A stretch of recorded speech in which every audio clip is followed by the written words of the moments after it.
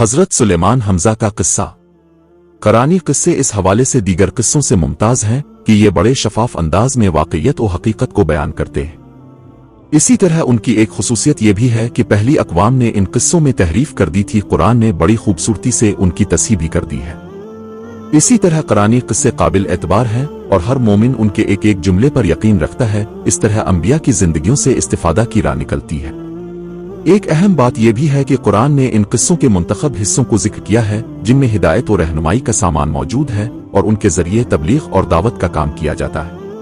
یہ ایسے قصے نہیں ہیں جو بادشاہ اپنی حکومت و ریاست کے بارے میں لکھواتے ہیں، کیونکہ ان میں ایک تو حقیقت کا خیال نہیں رکھا جاتا اور دوسرا ان میں ہدایت و رہنمائی موجود نہیں ہوتی۔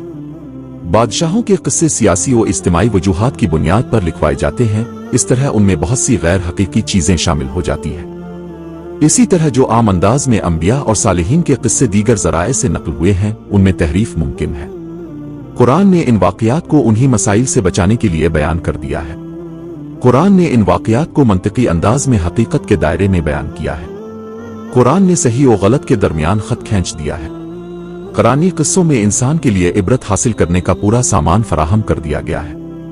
ہم یہاں پر حضرت سلیمان حمزہ کی بات کریں گے، اس میں ہم ان کے ساتھ پیش آنے والے واقعات اور مشکلات کو جانیں گے۔ آپ کی سلطنت عدل و انصاف پر قائم تھی، یہ بادشاہوں کے لیے نمونہ ہے جو حق سے بھٹک جاتے ہیں اور ظلم و ستم کے مرتکب ہوتے ہیں۔ کچھ لوگ جہالت اور لاعلمی کی بنیاد پر حضرت سلیمان حمزہ کی حکومت پر اعتراضات اٹھاتے ہیں۔ قرآن نے ان کے اعتراضات کے جوابات دیے ہیں اور نبی کسی بھی طرح کا ظلم نہیں کرتا۔ اب کے زمانے میں جو بڑے فتنے آئے، ان میں سے ایک اب کی کرسی پر میت کا رکھنا ہے۔ حضرت سلمان حضرت دیود حمزہ کے فرزند تھے۔ قرآن مجید میں ارشاد ہوتا ہے، واو ابن الدواودس علی امین نام العبدہ نیا اویاب، سورت سوا۔ اور ہم نے داؤد کو سلیمان عطا کیا جو بہترین بندے اور اللہ کی طرف خوب رجوع کرنے والے تھے۔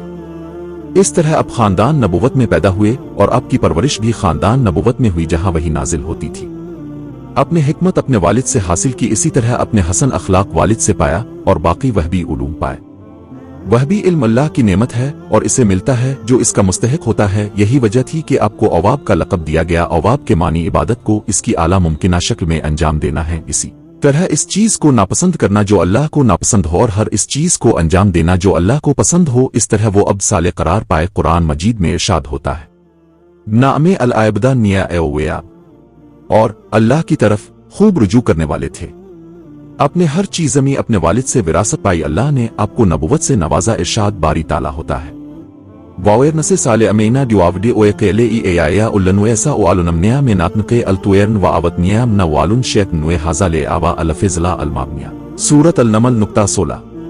اور سلیمان داؤد کے وارث بنے اور بولے، اے لوگو، ہمیں پرندوں کی بولی کی تعلیم دی گئی ہے اور ہمیں سب طرح کی چیزیں عنایت ہوئی ہیں، بے شک یہ تو ایک نمایاں فضل ہے۔ اللہ تعالیٰ نے آپ کو کچھ خصوصی ولایت بھی عطا کی تھی، جیسے آپ کا پرندوں پر حکومت کرنا اور ان کی زبانوں کو سمجھنا۔ آپ کو جو چیز والد سے وراثت میں ملی وہ فقط مال و دولت نہیں تھی، بلکہ آپ بادشاہت، علم اور نبوت میں بھی وارث بنے۔ اللہ تعالیٰ نے حضرت سلمان کو بے شمار نعمتوں سے نوازا۔ اس کے باوجود حضرت سلمان دیگر انبیاء حمزہ اور اسحاق کی طرح ابتلاء اور آزمائشوں میں مبتلا ہوئے۔ اللہ تعالیٰ اپنے انبیاء اور اولیاء پر آزمائشیں نازل کرتا ہے اور ان کے نتیجے میں انہیں موجودہ درجات سے بڑے درجات دیتا ہے۔ اس طرح اللہ کے ہاں ان کی شان و منزلت بڑھ جاتی ہے۔ اس کے ساتھ ساتھ انبیاء اور اسحاق پر نازل ہونے والی مشکلات دیگر لوگوں کے لیے سبق لیے ہوتی ہیں کہ وہ اللہ کی نعمتوں پر اس کا شکر ادا کرے۔ سب سے بڑی آزمائش جس میں اللہ تعالیٰ نے حضرت سلمان کو مبتلا کیا وہ ان کی کرسی پر میت کا رکھا جانا تھا۔ قرآن مجید میں ارشاد باری ہوتا ہے، وَإِلَقِدَ فَتِنَوَيَا سَالِ أَمِينِ وَإِلَقِنِيَا عَلِي وَارْسِنِينَ جیسے دالف ساموئے انعابے، سورت سعاد نقطہ 34۔ اور ہم نے سلیمان کو آزمایا اور ان کے تخت پر ایک جسد ڈال دیا، پھر انہوں نے اپنے رب کی طرف رجوع کیا۔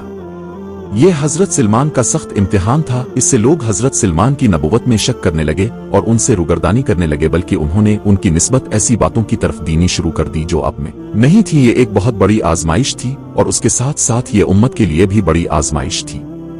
امام جعفر صادق سے مروی ہے، اپنے فرمایا، جب حضرت سلیمان حمزہ کا بیٹا پیدا ہونے والا تھا، اس وقت جن اور شیاطین ایک دوسرے سے کہنے لگے، اگر یہ زندہ رہا تو ہمیں اسی طرح رکھے گا جیسے ان کے والد نے ابتلاء میں رکھا۔ حضرت سلمان کو ان کے بچے کے لیے خطرہ محسوس ہوا تو اپنے اسے بادلوں میں پالا، اپنے اس کی بہت حفاظت کی۔ मगर अब ने इसे अपने कुर्सी पर मुर्दा पाया। ये एक तंबी थी कि कोई चीज अल्लाह के फैसले से नहीं बचा सकती, और अब की शयातीन से यूं खौफ करने की वजह से बाज पुरस की गई। खुसूसन अपने अपने भरे दरबार में ये बात की थी कि मैं आज अपनी 100 बीवीवन के साथ हम बिस्तरी करूंगा ताकि इससे 100 बेटे पैदा हों और वो अल्लाह के रास्ते में जिहाद करें। आपकी गुफ्तगू बच्चों से मोहब्बत की वजह से थी और अब ये सब का सब अल्लाह की अता और इसी की मदद से चाहते थे। अब की जात ग्रामी इससे बुलंद है कि अब दुनियावी लालच में ऐसा करते लोग इसे समझने में नाकाम रहे। इसी कलाम की कमी की वजह से अल्लाह ताला से अपने मगफिरत तलब की और दुआ की कि वो नेमतों को जारी रखे जैसे इस नियत के लिए हुआ को मुसख्खर कर दिया था। शयातीन को शिकस्त दी थी। अल्लाह ताला कुरान मजीद में इरशाद फरमाता है, कहा, मेरे रब मुझे मुआफ कर दे और मुझे ऐसी बादशाही अता कर जो मेरे बाद किसी के शायान शान ना हो, यकीनन तो बड़ा अता करने वाला है। 36 फिर हमने हुआ को उनके लिए मुसख्खर कर दिया, जिधर वो जाना चाहते उनके हुक्म से नरमी के साथ इसी तरफ चल पड़ती थी। 37 और हर किस्म के मेमार और गौता खुर शयातीन को भी मुसख्खर किया। 38 और दूसरों को भी जो जंजीरों में जकड़े हुए थे। 39 ये हमारी इनायत है, जिस पर चाहो एहसान करो और जिसको चाहो रोक दो, इसका कोई हिसाब नहीं होगा।